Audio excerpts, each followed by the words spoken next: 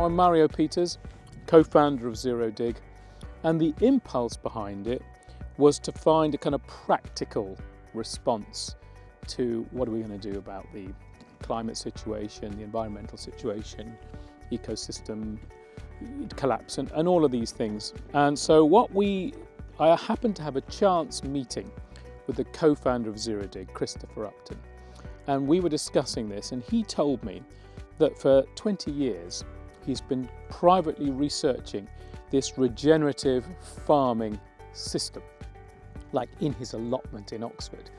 And he was explaining the science of a certain farming system he'd been pioneering, or rather developing, for about 20 years in his own private plot. And the more he explained of the science to me, the more I thought, this is really, really important. And I understood the potential impact and significance of the science. My background is also in science, although not in agroscience. So I left that meeting thinking this is something that one could really invest in, and one could really develop in a practical way, in a way that could be scaled. And so then we set this up here in the Cotswolds, the Zero Dig, and what you see here is a kind of research and development site where we're modelling and demonstrating the principles of this new form of growing food. The activity, essentially, the practical work here revolves around, and the clue is in the title Zero Dig, it revolves around not disturbing the soil, which is obviously a contrast to conventional agriculture, which would plough and till the soil. It would disturb the soil regularly. And so the science that underpins our mission is to go back to biology and allow the soil structure that's been evolving for hundreds of millions of years to really unfold naturally. So we never till. So you won't see, in asking the question, what do? We never till or dig.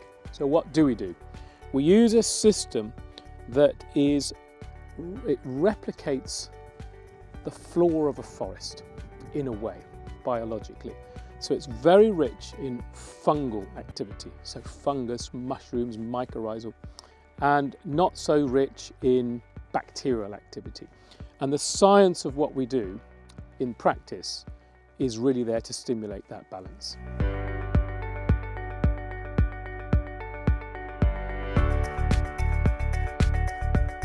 Our main partnerships are in education and then on the commercial side. In education, there are a number of local colleges and institutions with whom we work. You'll see a lot of their students around today, and they come on the farm regularly, and we train them in these regenerative farming practices. On the commercial side, we have a number of buyers, basically commercial wholesalers, that buy our produce, and they understand the quality and provenance of our produce.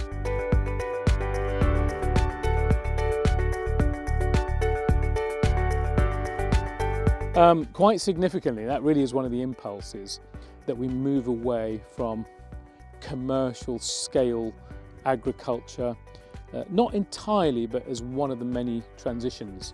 So this is deliberately small scale. So the main transition is local produce, small scale, using our no-dig system. And we can supply an awful lot of food locally to a lot of families.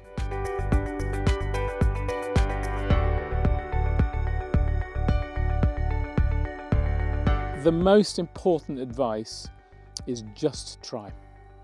And there are always barriers and obstacles to doing anything new. And it can seem insurmountable to say, challenge something like commercial farming.